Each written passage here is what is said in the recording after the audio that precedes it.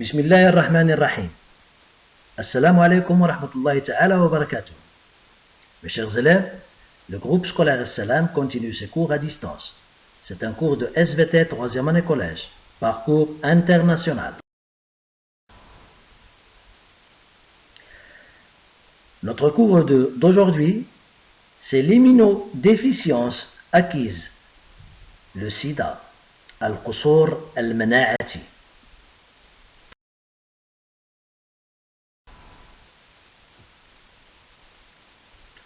L'objectif de la séance, c'est mettre en évidence les étapes de l'infection par le VIH.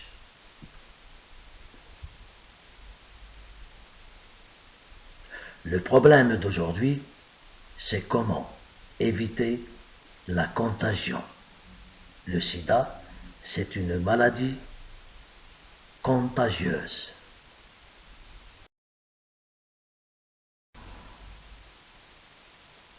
Et c'est une maladie virale. Ça veut dire que c'est une maladie causée par un virus.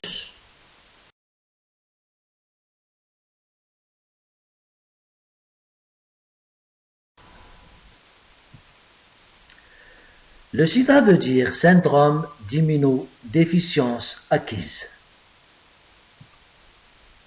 VIH veut dire virus, immunodéficience humaine.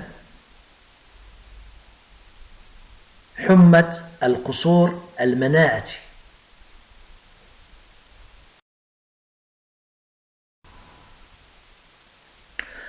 On va faire une analyse d'un document scientifique. Et comme je vous dis toujours, vous savez que l'analyse, c'est une chose très très demandée pour les élèves qui vont passer au lycée.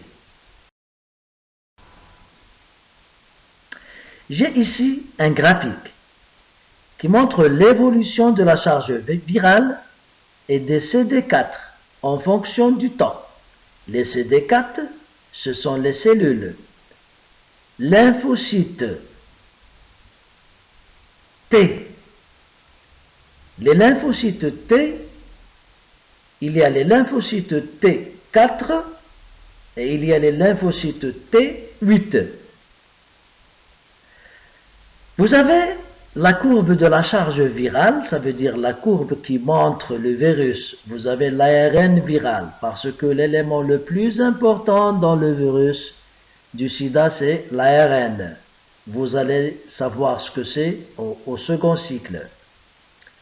Et vous avez en bleu la courbe qui montre les lymphocytes CD4.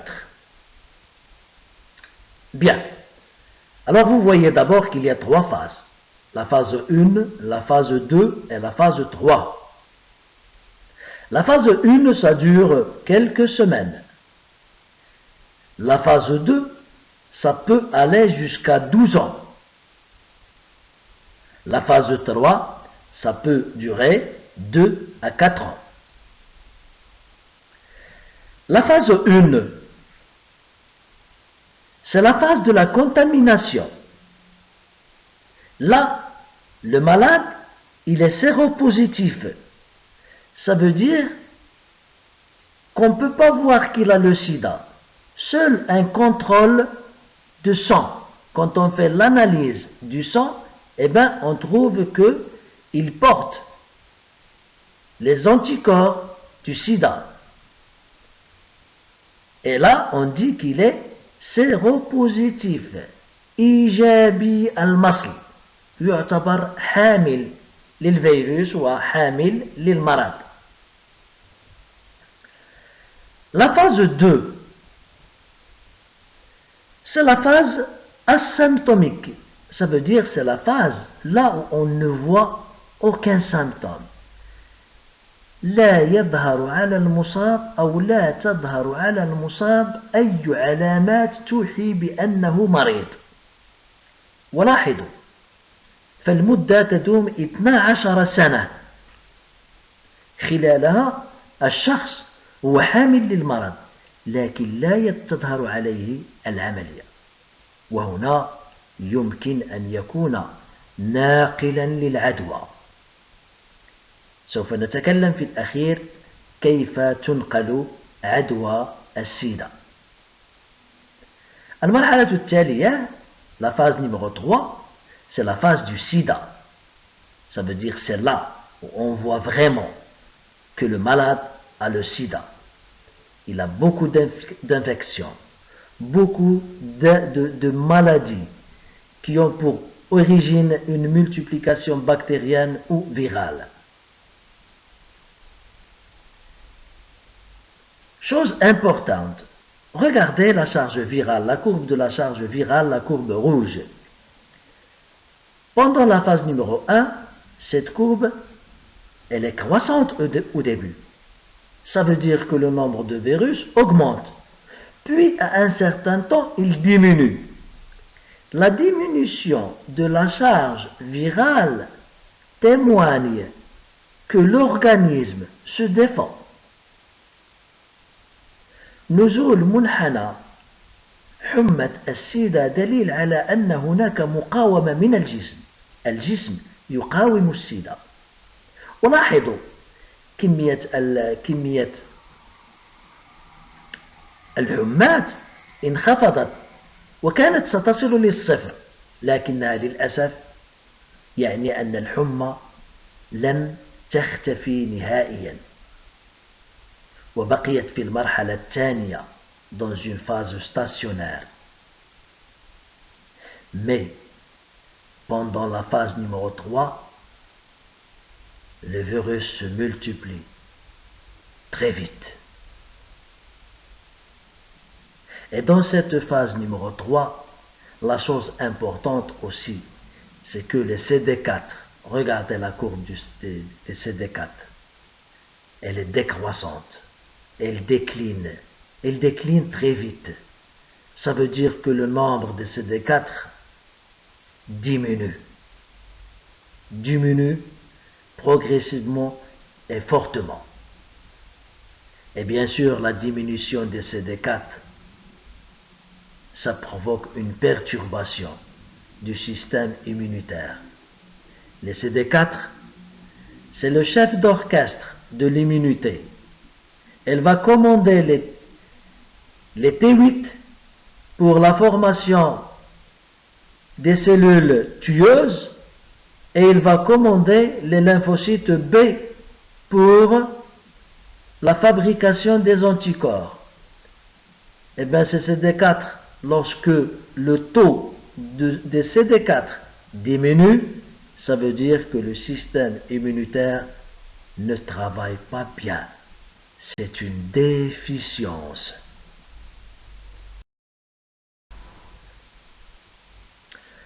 Alors, les CD4 diminuent de façon continue durant les différentes phases.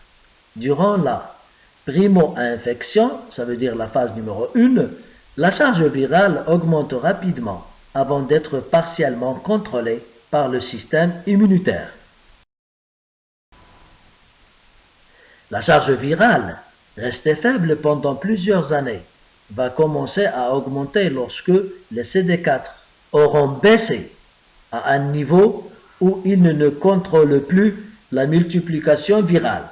C'est ce qui se passe dans la phase numéro 3. Le VIH cible les cellules du système immunitaire CD4. Ça veut dire qu'il attaque les lymphocytes T4. Le VIH se multiplie essentiellement dans les lymphocytes T4 et provoque leur destruction.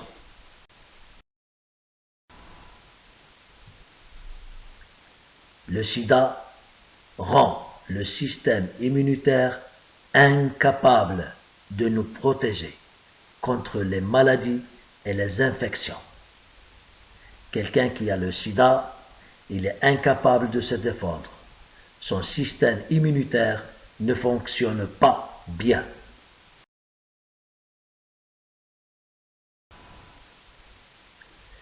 Alors, comment se protéger? Le sida est dû à un virus. Le virus VIH se transmet lors de rapports sexuels. Notez bien, lors d'un rapport sexuel. Ça veut dire خلال التزاوج بين الذكر والأنثى إذا كان أحدهما حامل للمرض فسوف يعدي الآخر. Le sperme, les sécrétions vaginales, ça aussi, ça contamine. Et bien sûr, la contagion importante par le sang, la transfusion sanguine. إذا أعطينا الدم لشي مريض لشخص مريض محتاج إلى الدم وكان هذا الدم ملوث بحمى VIH فستنقل له العدوى.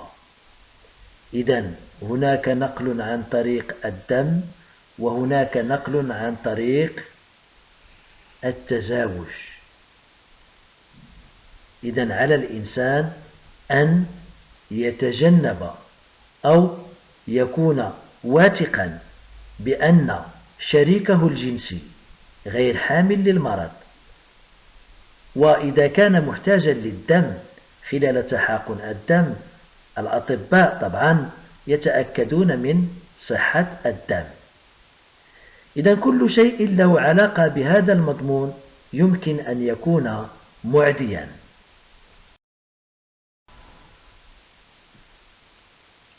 Correction des exercices.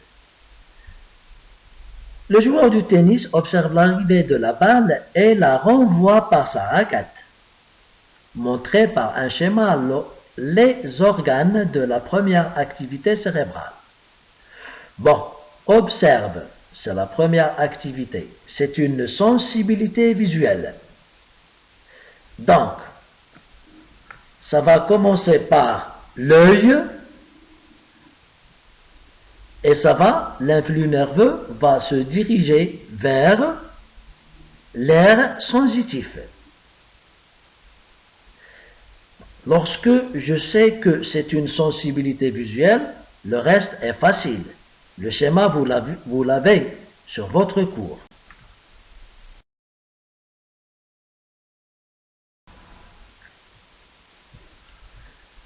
Deuxième question, montrée par un schéma les organes de la deuxième activité cérébrale. Eh bien, la deuxième activité cérébrale, c'est une motricité volontaire.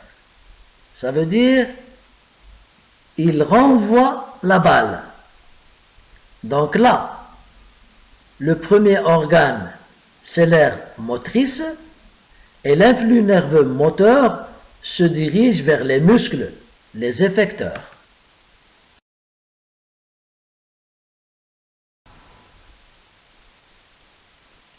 Ça, c'est un petit exercice de la séance prochaine.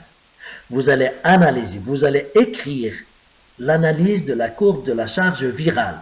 Moi, je l'ai expliqué oralement. Alors, vous allez réécouter la vidéo et vous allez écrire.